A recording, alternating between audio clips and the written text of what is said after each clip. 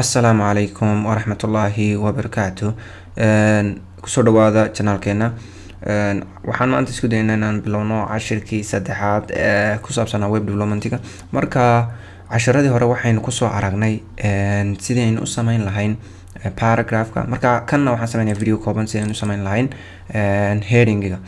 Marka heading-ga marka la sameynayo sidii marka hore soo isticmaalayno waxaan isticmaalayna Visual Studio Code. marka dadka badanka haddii ay rabaan code-ka xifdiyaan waxaa uga fiican Visual Studio Code-ka inay isticmaalaan Notepad++ ama Notepad ka ku samaysan computer-ka haddii aad isticmaalayso Windows weeyaan Notepad-ka. Marka waxaan sameynaynaa waxaan dhahaynaa right click baan dhahaynaa, kadib waxaan dhahaynaa new baan dhahaynaa, new markaan dhahno waxaan dhahaynaa text document baan dhahaynaa. text document markaaynu dhahno halkan waxaad aragtaa extension-ku inuu noo yahay .text. marka waan iska taatiraynaa, waxaan sameynaynaa innaga ayaa gashanayna waxa aynu halkan ku qorayno. sidaan idin sheegayna markii aad qorayso code-ka web development haddii aad qorayso HTML waa inaad extension-ka ka dhigtaa HTML. haddii aad CSS qorayso sidoo kale extension-ka waa inaad ka dhigtaa CSS. JavaScript iyadana sidoo kale. marka waxaan sameynaynaa hadda index baan leenahay, kadib waxaan dhahaynaa .html extension ka dhig. kadib halkan wuxuu isu kan bedeli doonaa, wuxuu ku weydiinayaa miyaad hubtaa? haa baan leeyahay. wax kasta yacni wuxuu isu bedelayaa browser ahaan buu isugu kan bedelay. laakiin haddii imika aynu click siino browser-kan waxba kuma jiraan bay la macno tahay, wax ku jira ma laha. marka waxaan sameynaynaa right click baan haddana dhahaynaa open with baan dhahaynaa. yani waxaan tusayaa code-ka inaad adigu xifdido oo gacantaada ku qorto. kii hore saan in sheegay waxaan isticmaalay extensions emmet baan isticmaalay, marka wax kasta isaga qoray. halkan hoose notepad, open with notepad. marka halkan waxaa inooga soo baxaya notepad qaanadiisii oo bannaan. markay noo soo baxdo halkan marka code-keena ayaan ku bilaabaynaa. cashirkeena oo noqonaya heading ayuu noqonaya. marka waxaan leenahay horta waxaan qoranay inuu yahay HTML5 ayaynu marka hore xaqiijinayna. waxaan leenahay doc type HTML, kadib waxaan dhahaynaa HTML. waxaan waa structure-ka HTML baan leenahay. HTML-ka marka waa open tag. waxaan dhahaynaa marka waan soo xidhaynaa. marka forward slash kaasa lagu soo xidhaa markasta ood xidhayso. HTML baan haddana leenahay.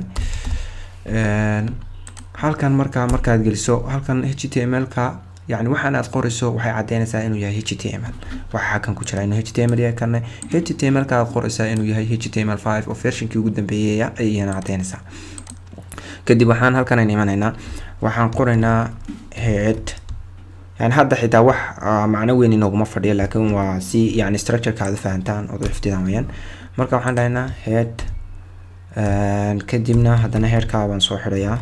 يعني marka open tag iyo closing tag bay markasta leeyihiin. halkan marka waxaan gelin karnaa heerka haddii aan external style sheet isticmaalayno oo kale, haddii sidoo kale isticmaalayno fonts aan ku xidhayno, waxyaalahaas oo dhan baa la gelin karaa. wax aad far badan baa la gelin karaa. laakiin halkan inagu oo sidoo kale title-ka page-ka xagga kor ka soo muuqanaya. imika halkan waad aragtaan waxaa inoogu qoran halkan user Cabdifataax desktop iyo xabiiska akhrinaya. halkan midda kale waad aragtaan waxaa inoogu qoran halkan waxa weeyaan waa location-ka ku jiro, location-ka ku jiro weeyaan. halkan laakiin maxaa inoogu qoran index.html. marka halkaas ayaan rabnaa inaan bedelo oon magacaan gelino. marka waxaan dhahaynaa title. marka heading baan dhahaynaa maadaama cashirkaygan uu heading ku saabsan yahay. markaan kusoo xidhaynaa title baan leenahay. markaan kusoo xidhno isla save markaan dhaho, haddaan save dhaho ama control save aad isla taabato Windows-ka oo halkan tago oon refresh dhaho, halkan maxay isu bedeshay heading bay isu bedeshay sababtoo ah title-kii page-ka ayaan bedelay. taa isla fahanaan malaynayaa.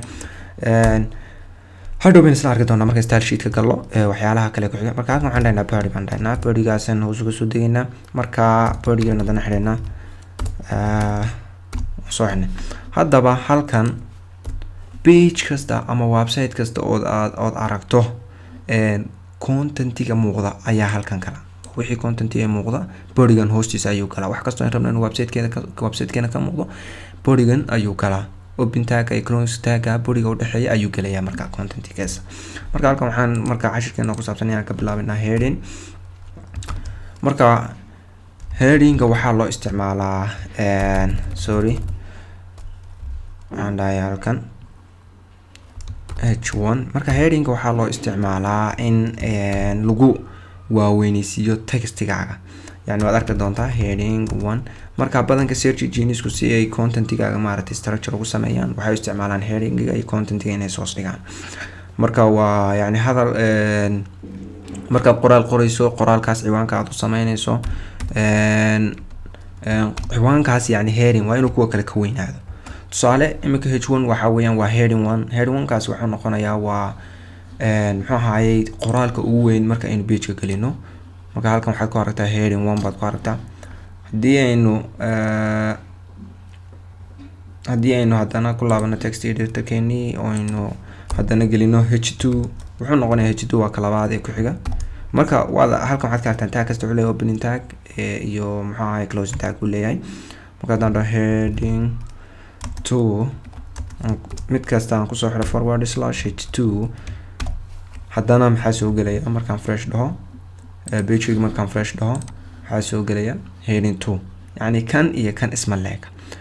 marka waa 6 weeyaan. marka mid buu kasii yaryahay waxaa jira 6 weeyaan. marka haddaan dhahno imika heading 3 aan dhaho halkan aan heading 3 dhaho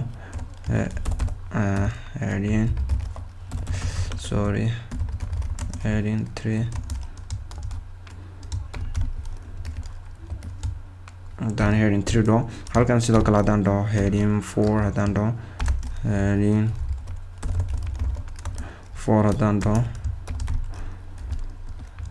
haddaan sidoo kale halkan dhaho heading 5 idinkana markaa waa inaad saa qortaan yani si aad ugu fahantaan. marka HTML marka qorayso waxa ku fiican yahay aad markaan ugu fikray in muxuu ahaa aad isticmaasho notepad oo kale si aad u xifdido qoraalkooda. yani kan kale emedka oo kale markaan ku tusayo waxa weeyaan wax kasta isaga ay qoraya marka aad uma fahmayaan dadka maadartay ku cusub aad ma fahmayaan laakiin dadka dee la sii haystay iyagu way fahmayaan. marka halkan waxaad aragtaa waxaan ku dhameynay waa 1 ilaa 6 weeyaan. marka kan ayaa ugu weyn. ka ugu weyn waa kan, ka ugu yarna waa 6 ayay noqonaysaa. 6 ayaa ugu yar marka heading laga hadlayo. marka heading wax badan ayaa loo isticmaalaa website-ka marka aad sameynayso. hadhow ayaan arki doonaa marka content-iga aad sameynayso inaad rabto inaad qayb aad ka dhigto ciwaan oo kale kii kale kolba midku ka weyn yahay ayaad markaa u isticmaalaysaa si structure. marka save baan dhahaynaa control s na waad isticmaali kartaa. markii aynu refresh dhahno halkan waad aragtaa halkan waxaa inoo soo baxay heading 1 heading 2 heading 3 heading 4 heading 5 heading 6 mid buu ka yaryahay. kana ugu weyn kana ku xiga kana ku xiga kana ku sii xiga kana ku sii xiga 6 baa ugu yar. marka casharkeena headinga maanta inta ayuu ku saabsan yahay. waxaan rajeynayaa inaad ka wada faa'iidaysateen. haddii ay wax dood jiraan fadlan commentiska ayaad nagula wadaagi kartaa si aan u saxno markasta. ibn aadan baan nahay waxaan khaldan karnaa.